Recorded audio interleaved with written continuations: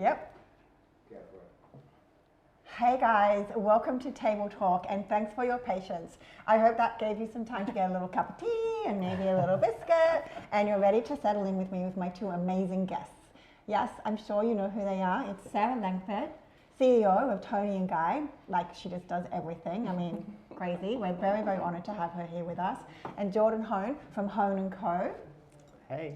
Hone & Co has just had a massive rebrand, and I'll give you a little hint. Today is going to be a lot of business talk. So if you need to phone a friend and tell them that this is on, do it right now. Here's your opportunity. We're going to be talking about people and culture. We're going to be talking about branding, toxic positivity, and I know this one's a big one. We're going to be talking about burnout and how to manage that as well. Vision, brand, evolution, you name it. We're going to be talking about it today. Are you ready? All right, we're going to kick off with Jordon because you have just rebranded and everyone knows I love a good brand. Tell me about that. How did it happen? Like what made you take those steps? Yeah, Mon. Well, look, firstly, thank you for asking me to be on board today. It's really great to be here with both you and Sarah, so thank you. You're also welcome. Thank you. I guess for me, you know, it's no secret. I grew up in a very successful brand over the last 15 years in Sydney. Well, you're no stranger to anyone, right? Awards, accolades, you name it. Thank you.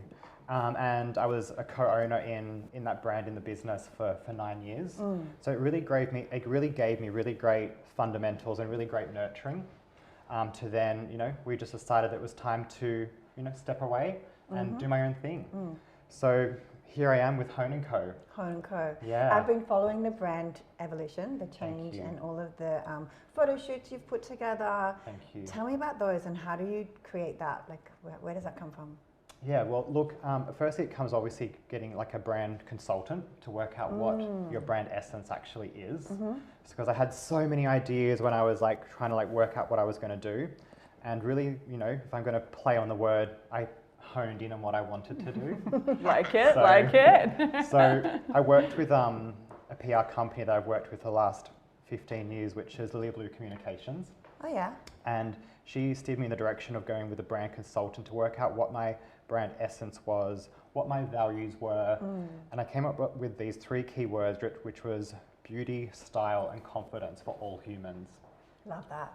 So when it came to doing a brand shoot, because obviously when you do a rebrand, there's so many things involved in it. You know, you've got, you know, new branding, new emails, new EDMs, new, you know, intellectual property, new website, new email. You know, that just sounds like a lot of money to me. new like making sure like all the new like social media handles are available. So there's all these different things you've got to think about, right?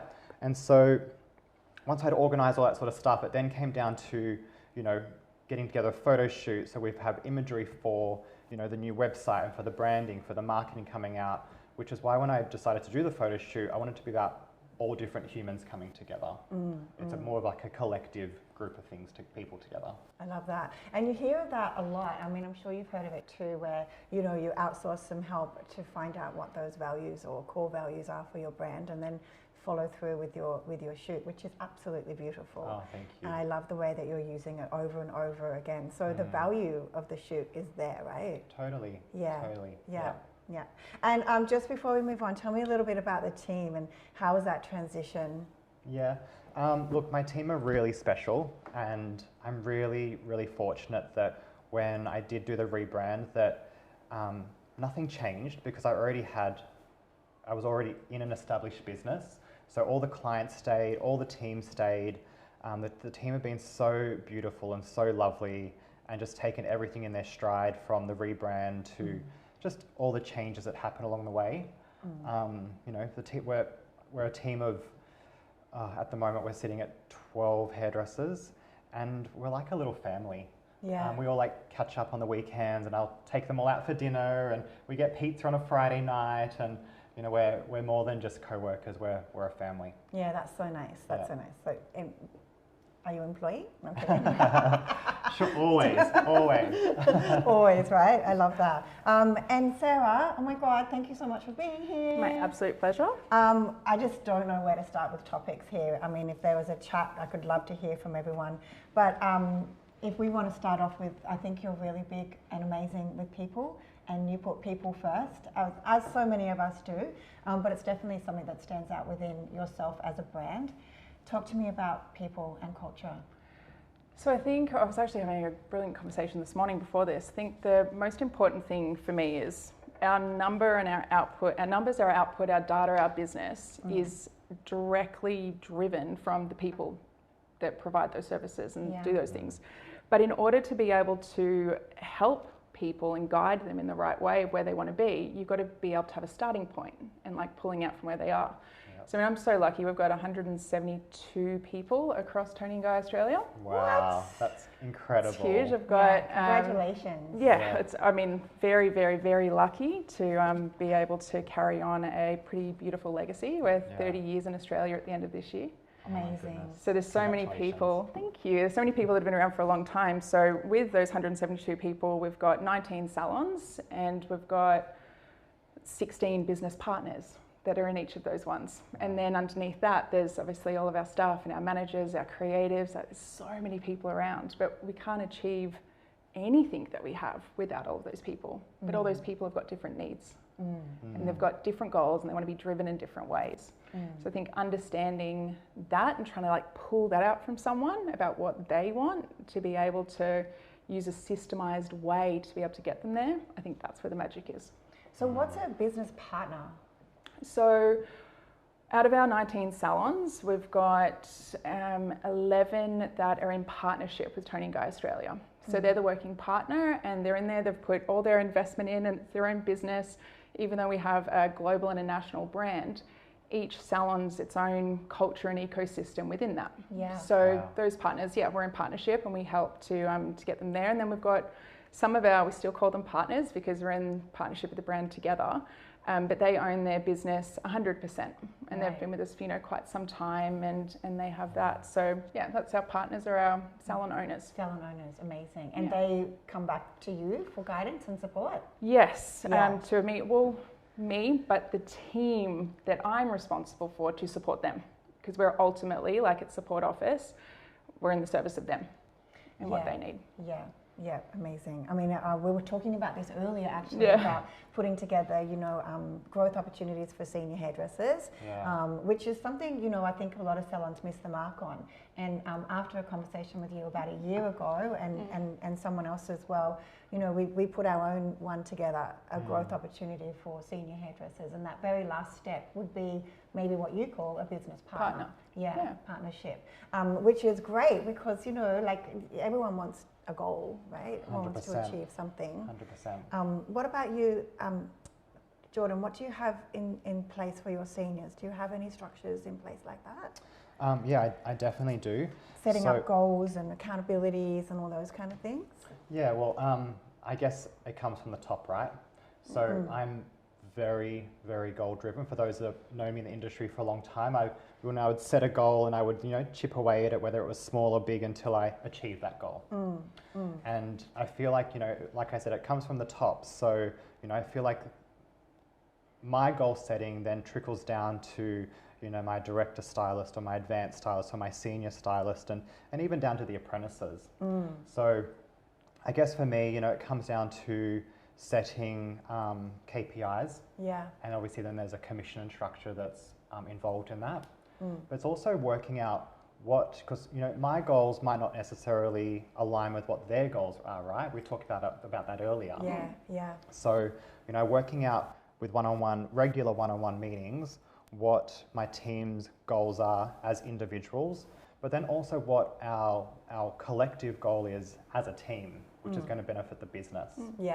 So definitely come down to KPIs. It comes down to commission structure, and it comes down to what they're interested in. So just a little snippet. I've done this incentive at the moment with my team. It's on a rebooking incentive. Oh yeah. What does everyone want to sit at, by the way? What's everyone's rebooking percentage that you want the salon to sit at? What's yours? Collectively, we said 70%. Oh. Okay, I think that's been the industry benchmark for a zillion years, 70%, because it's actually still in our operations manual. But what we've seen is that, so it still sits in our operation manual at 70%. We use the Noti, which has got a slightly different way of calculating. So someone's got a future bookings ahead. But we've found with online bookings now and the ability to have that rebooking's decreasing. So we try and do really like a 50%. That's like 1 in 2 people. Is that like the for the Zenoti metric that we have, because Okay. if you've got someone that's rebooked all of their future appointments, then Zenoti won't capture that as a rebook. So it's one rebooking. But then, so you don't have that. So that data starts to get skewed, which I think is happening with a lot of them. But if we're looking at like a business going, okay, if you've got 30% of your bookings are online bookings, 20% are new, then 50% are going to be recurring. So it kind of tailors to each one. Well, I'm obviously living in the dark ages. Mine's still at 80%. 80%. But you maintain that? No. So at the moment, like we were around 75 to 79 for a really long time. And then probably the last 12 months, it's dropped down to about 69, 71. But have your web bookings increased? Yeah, online bookings have increased. So one increases. So they're probably balancing out. Good point there. I love that. All right, tell me about this comp. I want to know about it. All right, so it's a rebooking. There's 2 comps that I've been running. I like a little incentive. Love it. And so the first one's a rebooking incentive, and collectively as a team we came up with the 70%, which was working with my business coach, and we came up together with this 70% rebooking incentive. So we're currently just underneath it, and they've got a date that they have to hit it by, and if that happens, I'm organising an event for the team. So I'm currently it's in the works doing like a little like Christmas in July party, which is kind of cute. Love them, yeah. So good. That's impressive. If you're like moving the guys to 70% and your online bookings are increasing, that's really impressive. Really good. So I've got that going on, and then I've also got another little incentive for an individual team member. I took on a role when I rebranded with Moroccan Oil. Oh yeah. And so, because you're an ambassador for Moroccan Oil, right? I am, yeah. Amazing. You just got back from overseas? Yes, I've just been in Eurovision working with them. Lovely. But as of last week, which was really exciting, I just got offered a global artist role as of last week. Which is like, that's huge. I'm still pinching myself, but that's exciting. That's amazing. Global. Yes, which is exciting. Yeah. But anyway, moving forward, I'm heading to Las Vegas and New York next month with Moroccan Oil, doing some work with them. Amazing. And when I was talking to Moroccan Oil, I said, it's not just about me, it's not just about the salon, it's about creating opportunities for my team that money can't buy. Yeah. So super important. I did this incentive with my team to see, and I'm taking, they're going to be announced in the salon this week. I'm actually going to be taking one of my team members to Vegas with me for 4 days. And what do they have to do to win that? Well, it was an incentive, so they had to do like a thing in something in salon to be able to win it. Yeah. And so they've all been working really hard over the last 8 weeks to do it. Yeah. And the numbers are in. The numbers were in as of Saturday last weekend. So this week they will be announced who's going to be the winner. Amazing. How awesome. So that's cool. So good. Flights, accommodation, all that kind of stuff all paid for. So it's going to be a great opportunity for someone. Absolutely is. Yeah. Should we go there and talk about aligning yourself with brands? Sure. And how that looks? What does Tony and Guy do for that? That's a really big question. No, brain's kind of going like boom, boom, boom, boom, boom. Sorry, do you want to, No. I think we are a group, we're a collective of people. So we have obviously like global direction, and then we have the national direction. So we align with Wella in Australia. In London, it's L'Oreal and Wella. Oh wow, I didn't know that. Yeah, they've got the option for both. We've got the goss here, guys. Yeah, so the London artistic team did something for L'Oreal globally, I think, last week. So yeah, they've got the choice of both, but we've got 19 salons. So we try and like keep everything together with one. So we're with Wella. We've been with Wella for almost 20 years, and they're amazing, and that's why I get to work with people like you and that's incredible. And go and hang out in Croatia and all of those fun places, important work. And then we also have our own styling brand, which is Label M. So that's founded by the Tony and Guy global team, and it is amazing. It's an incredible product. Yeah. So That's we really had a rebrand too, right? Yes. Tell me about that. How did that happen? Because it looks incredible. They started doing, the UK started doing that just before COVID hit, and then they invested so much time and energy into that rebrand, and then it launched just after. So we have, with the normal things when anything rebrands, we've been dealing with like stock supply issues and those which are all ironed out at the moment. But that was hell for everyone, wasn't it? And international shipping lead times and all of that stuff. But didn't it drag on as well? So it was long. like 2 years that COVID had gone and people were still saying, COVID. But it's like, it's got this knock-on effect. Yeah, You've got supply chains that go around the globally. world. Yeah. So we've got, 100%. what I really love about Label M, and I think the first thing, even before I came into Tony & Guy, my hair salon had Label M there, was the art team will work together on, okay, well, I'm always using these three products together. I need them in one can together, or I need them in this. So everything's really thought out by hairdressers for hairdressers. And then the sustainability and the biocompatibility, we had the first ever fully recyclable pump on our products and stuff as well, which was So would this be one of your projects on the go? Yes, very much so. Very nice. Very much so.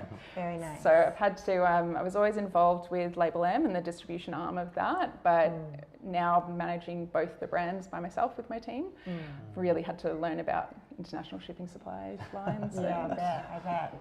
I've got a question for you, Sara, that's off the cards, but I know we've had conversations around it before. And I think the whole industry want to know this one. You have an incredible ability of managing your businesses, and you do it so well. And I know in the past you've had workshops or masterclasses for managers or, assisting managers. Is that something you're planning on doing again? Yeah, so at the moment we really focus those things internally. So for us, but again, you came and said, what can we do to work together? I'm like, I will do whatever you want me to do. Let's we had work the best together and play. Conversation, guys. It was so good. We had an hour together, but it ended up being like 6, and I was like, we gotta go. But we had so much to talk about. So I think we had a really brilliant global CEO, Nigel Darwin, and what he did was he said, the legacy that we had with Tony & Guy, we spent a lot of time internally training and a lot of energy and focus externally training.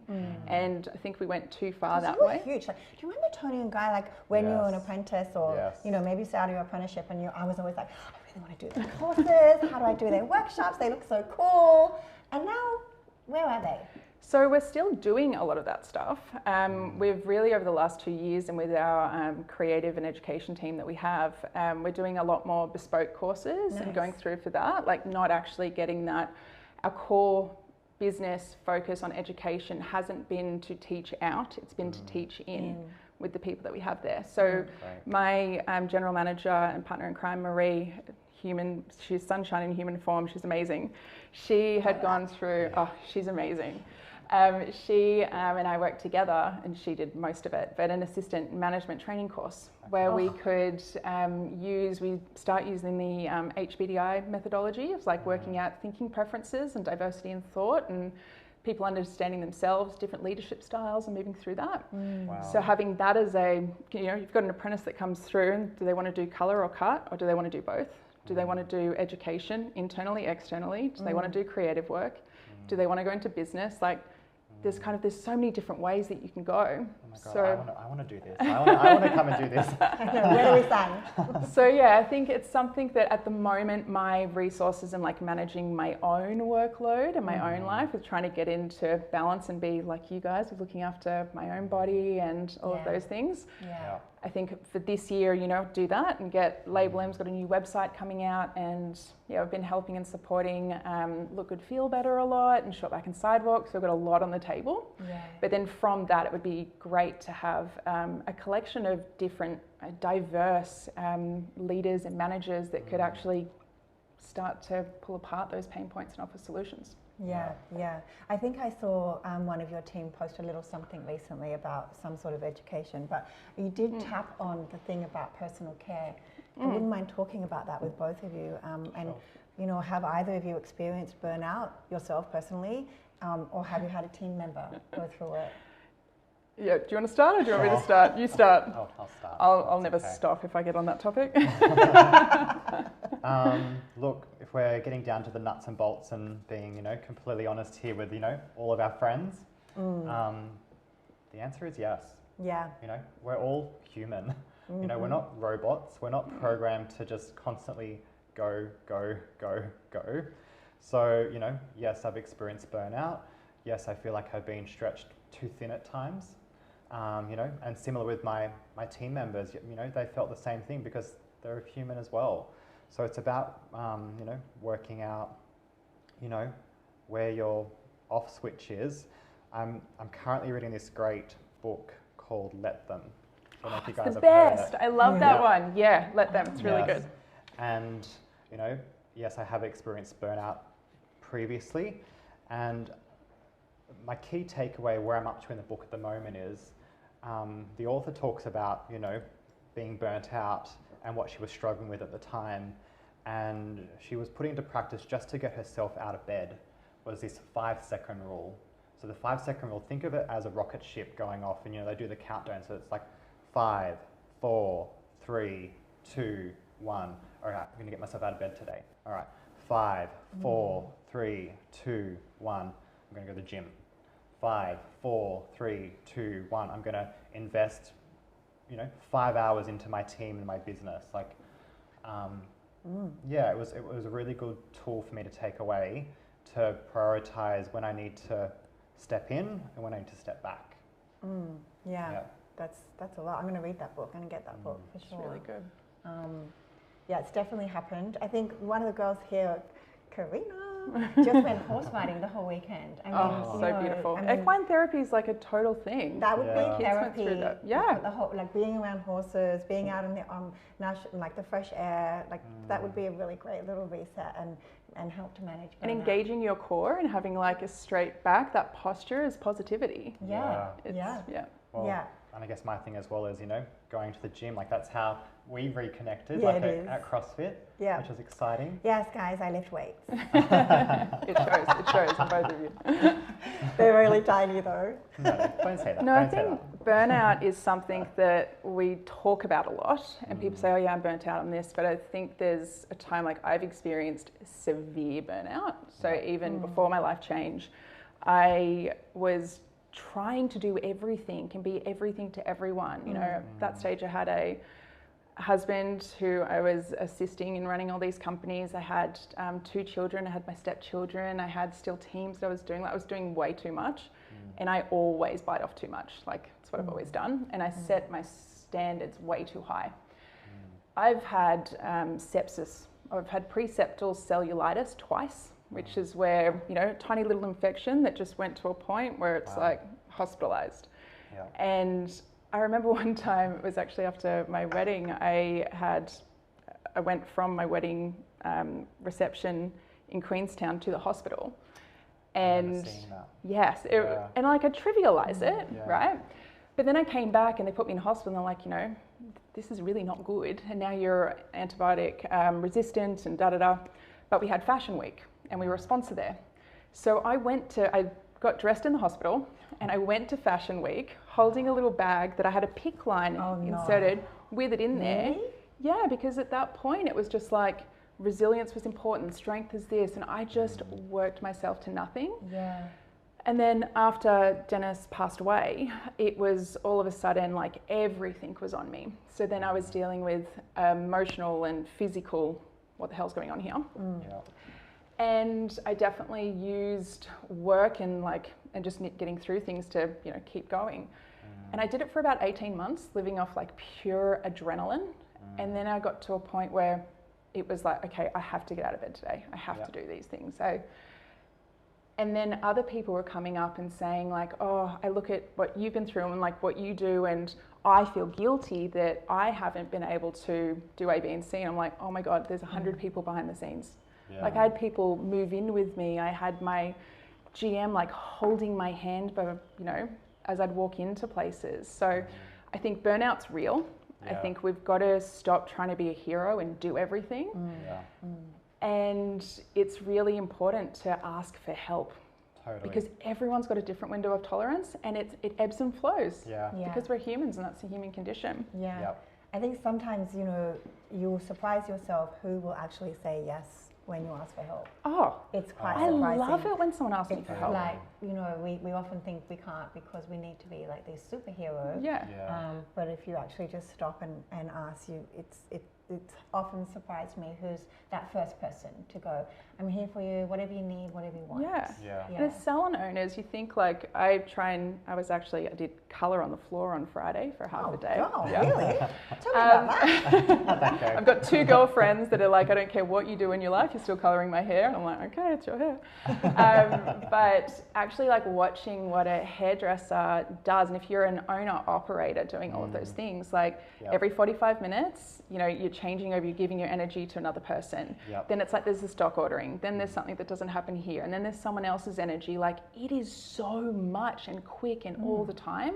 Like you have to have time out. Oh, yeah. I think Juan and I can both relate to that. Yeah. What, having time out? I don't know which one. My head's in all of them. I think that's a really big thing, you know, those people that are still like salon owners and still working on the floor, which how many days are you on the floor for now? I'm on the floor 4 days a week, which 4 is a days. 39-hour week. But then it's on my, you know, my days off is a Sunday, Monday, Thursday. You know, Monday, Thursday I can be in my office, you know, typing away, doing stuff for all day. And is there any sort of vision moving forward for you not to be on the floor 4 days a week?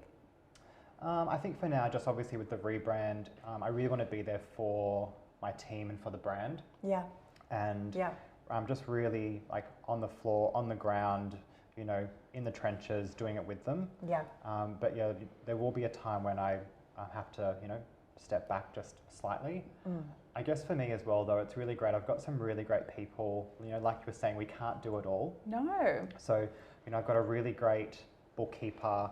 I've got a really great accountant that I, you know, So you trust outsource. and outsource all that sort of stuff. Yeah. You know, I've got, you know, a great PR company that I've worked with for a long time, which I just love dearly. I've got a business coach, I've got a life coach. So, you know, there will be a time when I do have to step back, but right now I have to be with my team. Yeah. I think outsourcing is a really important Yeah. one there, definitely. We've definitely touched on some incredible topics here. I think anyone out there who is thinking of moving off the floor, be prepared for it to take about 3 years, maybe 4, to move fully and keeping a very secure, tight-knit team. Would you agree? Yeah, and if it's what you want to do. Like we've got some of our partners are on the floor, you know, full time. And then they run their business, which we know is also a full-time job. And then we've got some that don't. But I think you have to be really clear with what your goals are and everything that you want to do and what you want to achieve and what the financial cost is for you to come off the floor and still have the remuneration that you want without generating the revenue from the clients, which is where we get those end numbers. I love Sarah for this because that's exactly where her head goes every single time, straight to the I'm like, numbers. okay, if this is your goal, like let's work it out, we'll get through there. So what are some other incomes that the owner could maybe, you know, create for themselves if they're not doing clients on the floor? Well, that's where I'd go to you for help and support, like looking at like where you diversify and all those different things. Yeah. And like, bless him dearly, but Dennis used to always say, bite off more than you can chew and chew like crazy. And I say in this time, I actually want to say, bite off enough that you can chew and sustain it really well. And so you're full, but don't overdo it. And I think what I've seen sometimes, not necessarily within our brand, but even before and outside it, is everyone tries to do, like stretch themselves so thin. So that's when we get to that burnout and you end up then not having systems in place to achieve what you want to achieve. So it's if, you know, being in one hairdressing salon is you don't want to be on the floor and, you know, you want to transition off and you want to have this, okay, what do I have the capability in this business to provide for me?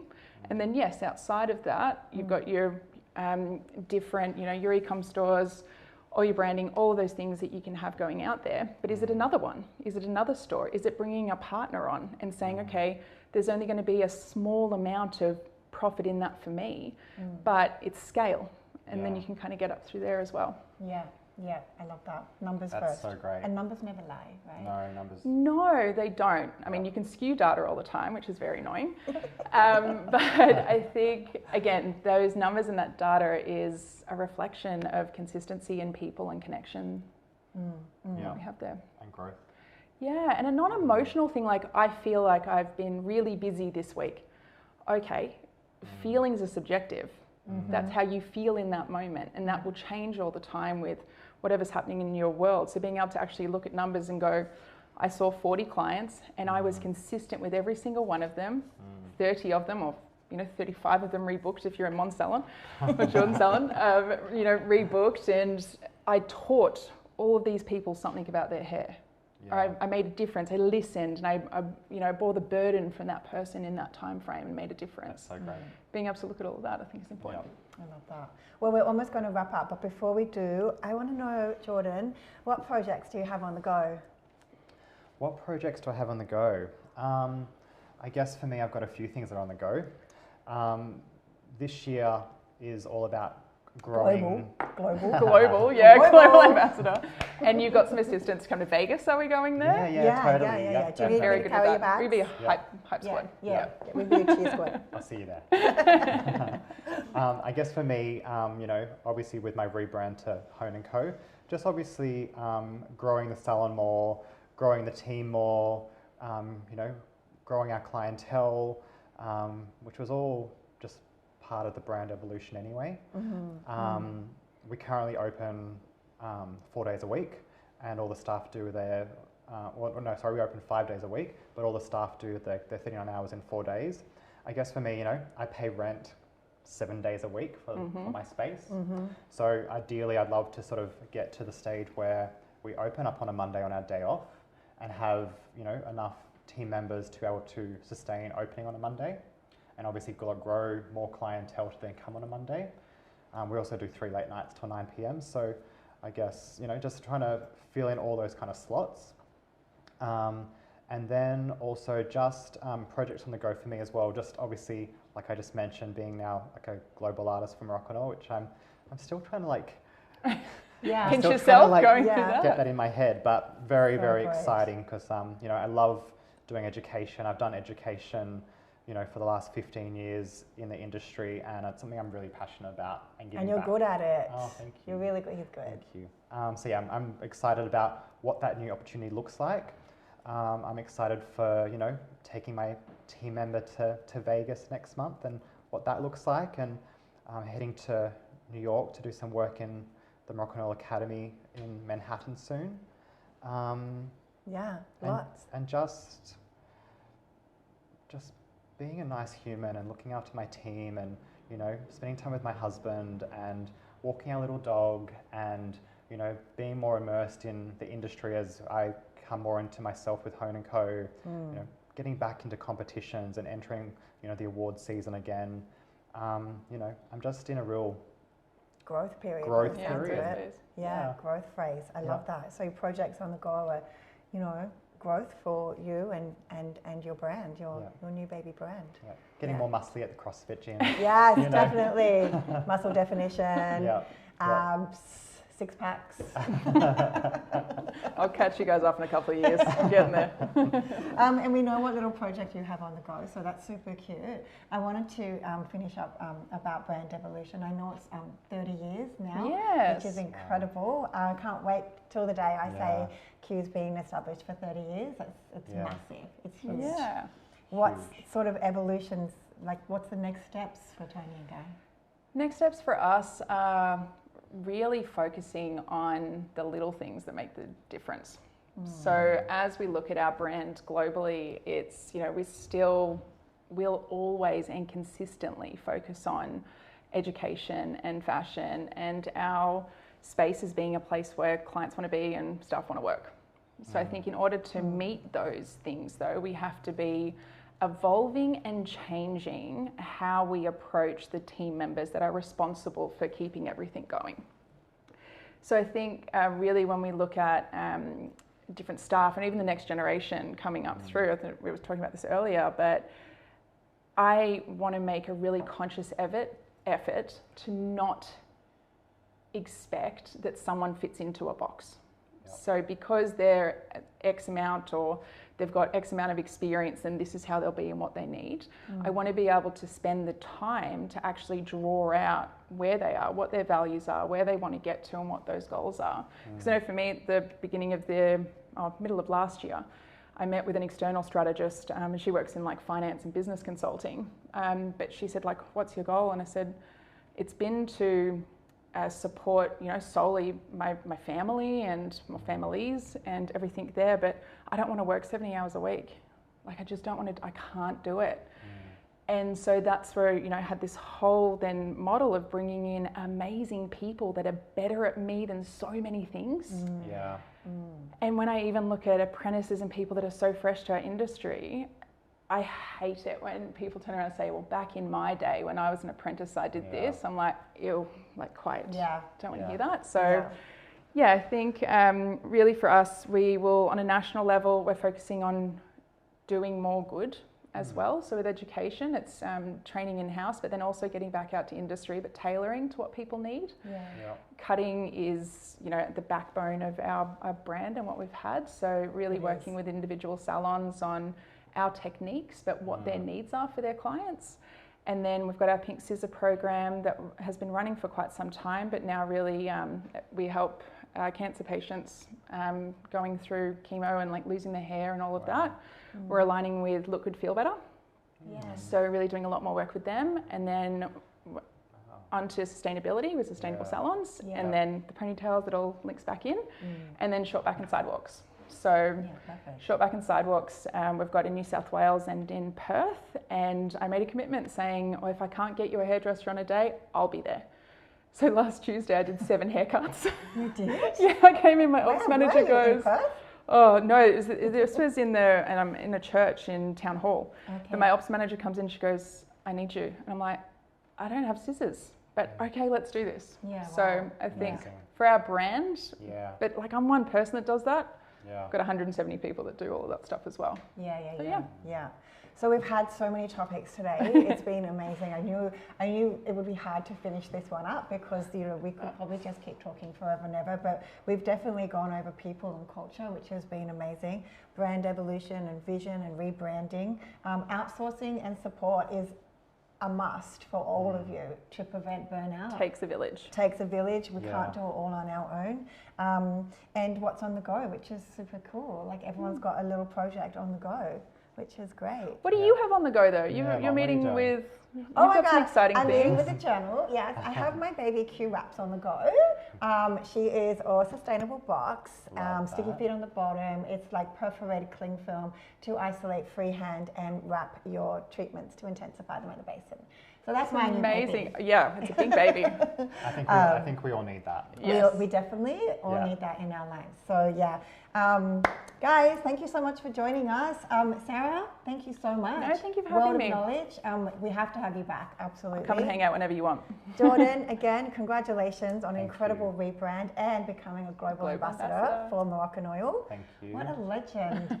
We love you and we love your education that you do. It's so beautiful. Industry needs you. Thank you. All right, guys, I think that's our time. Is that right? Yes. We'll see you next time. Thanks, guys. Bye, guys.